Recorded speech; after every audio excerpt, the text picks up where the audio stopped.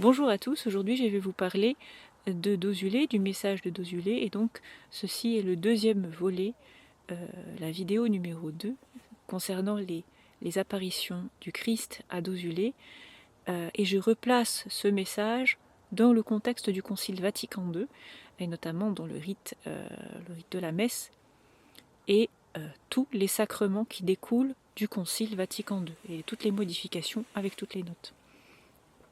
Tout d'abord, je tiens à signaler que le Seigneur n'a prévu qu'une seule église, une seule et même église, et il est tout à fait normal qu'il y ait des tensions à l'intérieur d'une église au fil du temps, au fil des siècles, c'est tout à fait normal, mais cette église doit être fondée autour d'un même rite, pour qu'il y ait pleinement unité autour de ce rite, et que toutes les choses puissent être remises dans l'ordre, voilà, dans l'ordre des choses. Les apparitions de Dosule, pourquoi ont-elles eu lieu? Elles ont eu lieu pour pallier une faiblesse dans le rite d'après-concile. Et donc, à la longue, plus cette faiblesse s'applique dans le temps des hommes, plus on aboutit à une période qui correspond, dans le Nouveau Testament, à l'ange qui vient retirer l'ivraie dans l'Église. Alors, tout d'abord, je voudrais préciser que le rite tridentin, celui qui est avant concile, donc, est parfait. Il n'y a rien à rajouter et il n'y a rien à retirer de ce rite. Et d'ailleurs, toutes les prophéties qui ont lieu après le Concile Vatican II ne s'appliquent que dans l'Église, c'est-à-dire c'est pour pallier à cette faiblesse également. À cette faiblesse dans le rite, il y a cette faiblesse dans le sacrement.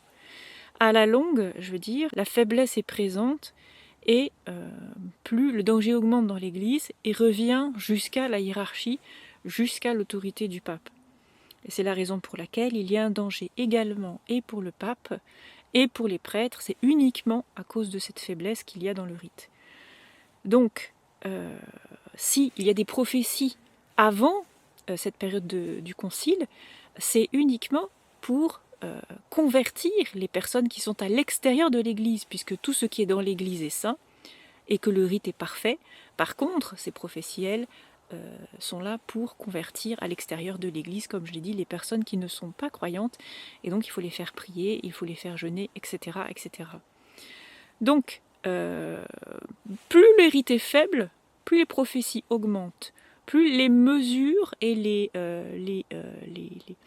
les messages nécessitent un acte de foi pour pallier cette faiblesse, et l'Église doit être sans arrêt fortifiée autour de ces messages.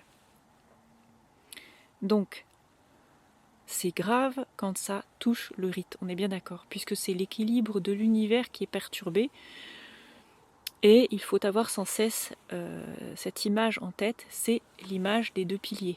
Le premier pilier, c'est le Saint-Sacrement, et le deuxième pilier, c'est celui de Notre-Dame. Si on touche à un seul de ces deux piliers, l'autre pilier doit être nécessairement fortifié. Et c'est là qu'il y avait nécessité de prôner et de défendre le dogme de la corédemption pour Notre-Dame, c'est-à-dire vous fortifiez un de ces piliers et vous fortifiez également l'autre. Si vous affaiblissez un seul des piliers, effectivement, il y a l'idée des rites, ce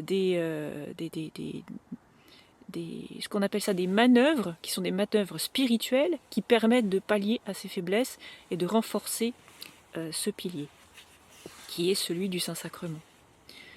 Donc le Seigneur attend toujours, mais au-delà d'une limite de son temps à lui, c'est-à-dire du temps de Dieu, si les prescriptions ne sont pas appliquées, celles des prophètes en tout cas, il applique un retranchement dans l'Église afin que le juste ne soit pas tenté par l'idole et ne soit pas tenté par les manœuvres de Satan dans l'Église. Et il faut que le juste demeure un exemple, et il ne faut pas qu'il soit persécuté, il ne faut pas qu'il soit retranché, puisque c'est grâce au juste que cet équilibre demeure dans l'Église.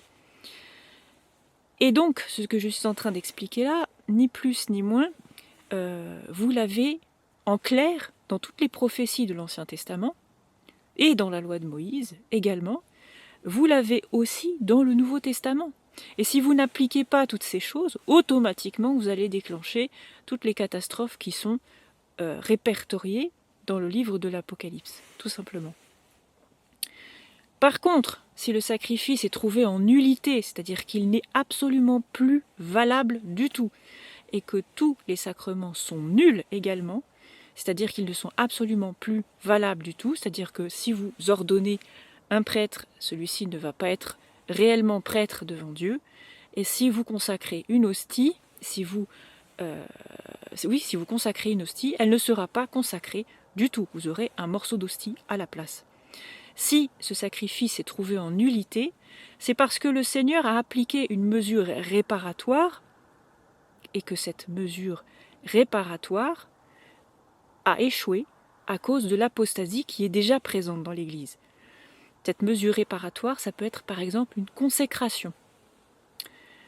La préférence à ce moment-là revient par défaut au rite ancien, c'est-à-dire le rite tridentin, celui qui est avant le concile, parce que ce rite est parfait et qu'il plaît à Dieu. Et donc c'est avec ce rite ancien que se fait le triomphe de l'Église, le triomphe du cœur immaculé de Marie et le triomphe du Sacré-Cœur de Jésus, puisque les deux sont intimement liés. Dans l'union, la pieuse union, c'est intimement lié. Tout ceci dans un contexte qui est celui de la réconciliation de l'homme et de la révélation du renouvellement de l'Église, du renouvellement également de l'homme et de cette révélation des fils de Dieu dans la création. Je reviens un petit peu sur les messages de Fatima. Il y a deux anges qui sont l'un et l'autre près d'une grande croix, et ces deux anges portent deux arrosoirs. J'avais déjà l'occasion d'aborder avec vous les visions et les apparitions de Fatima. Ces deux arrosoirs sont comme des ustensiles liturgiques, ils sont comme, mais ne sont pas des instruments canoniques, on est bien d'accord. On n'a jamais vu dans la préparation d'une messe un arrosoir pour réparer quelque chose. Cela provient uniquement de la mesure de réparation. Cela provient également de tout ce qui est là en mesure de prophétie pour pallier une faute ou pallier une faiblesse. Là, en l'occurrence, c'est carrément plus une faiblesse qu'on pallie, c'est une mesure réparatoire, on est bien d'accord. Pour un rite qui n'est absolument plus considéré comme valable devant notre Seigneur Jésus-Christ. Et là, que se passe-t-il? C'est-à-dire qu'il n'y a plus de sacrifice du tout et que tout est arrêté. Voilà, on est bien conscient de ces choses-là. Donc, cet ustensile est trouvé bon devant notre Seigneur Jésus-Christ et pallie comme mesure réparatoire parce que les intentions de ceux qui les portent, ces arrosoirs, sont pures. Toutes les intentions doivent être pures. Et ces personnes sont choisies devant notre Seigneur Jésus-Christ, devant le Saint-Sacrement, elles sont choisies, et devant Notre-Dame, devant les deux piliers, pour les fortifier à nouveau, les deux. Donc, je précise que cette mesure, cette manœuvre rituelle, est la seule chose qui empêche le retranchement systématique dont j'ai parlé tout au début de cet exposé, c'est-à-dire retirer, livrer de manière brute et la mettre carrément dans le feu. Je reviens aussi au message de Notre-Dame de Fatima. L'épée de feu ne s'applique pas, c'est-à-dire que quand l'ange crie pénitence, pénitence, et a une grande épée de feu, ce qui empêche cette épée de feu de s'abattre sur le monde entier, c'est l'élévation de Notre-Dame à la co-rédemption, puisque on sait très bien que quand on donne cette opportunité à Notre-Dame, pleinement elle l'applique dans le monde entier, ce qui permet à cette intercession d'être pleinement efficace.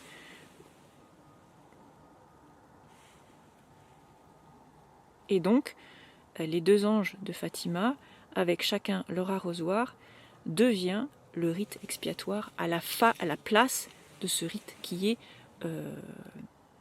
décrété comme défaillant.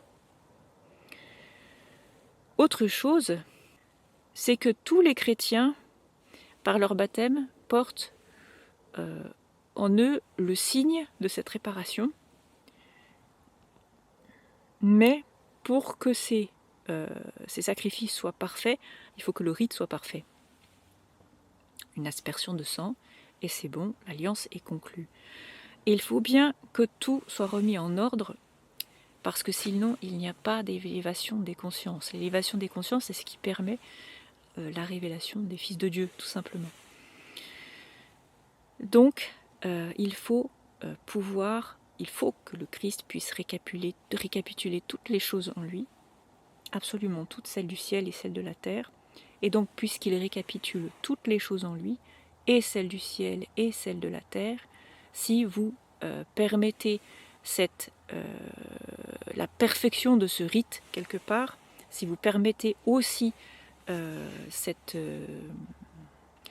manœuvre rituelle, dans ce cas, vous soulagez aussi les âmes des purgatoires, notamment les papes Jean XXIII, Paul VI, Benoît XVI et toutes les personnes qui attendent de voir cette révélation des fils de Dieu et qui sont préoccupées par l'avenir de l'Église dans le cadre de cette faiblesse rituelle.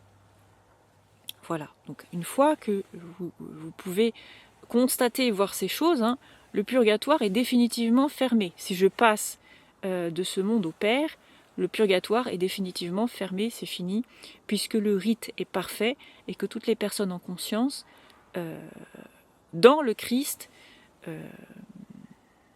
savent exactement où est le bien et où est le mal à partir de ce moment-là, et choisissent nécessairement le clan du bien ou le clan du mal. Donc, tout ceci dans le cadre de l'élévation des consciences, de la récapitulation de toutes les choses dans le Christ. Et donc, c'est bien la raison pour laquelle, à partir du baptême, chacun a son rôle à jouer dans cette élévation des consciences, tout simplement.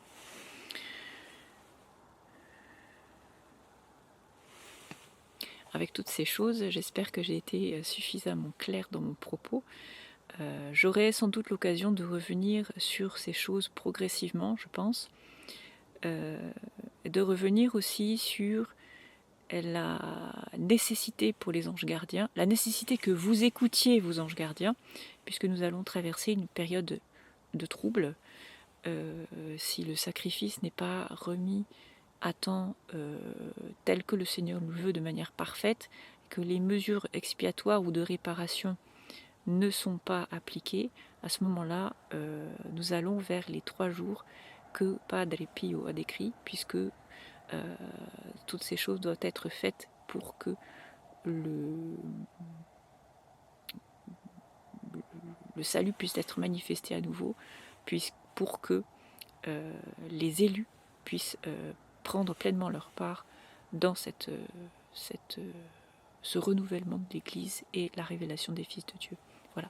Que le Seigneur vous bénisse et qu'il vous garde, lui qui est Père, Fils et Saint-Esprit. Amen.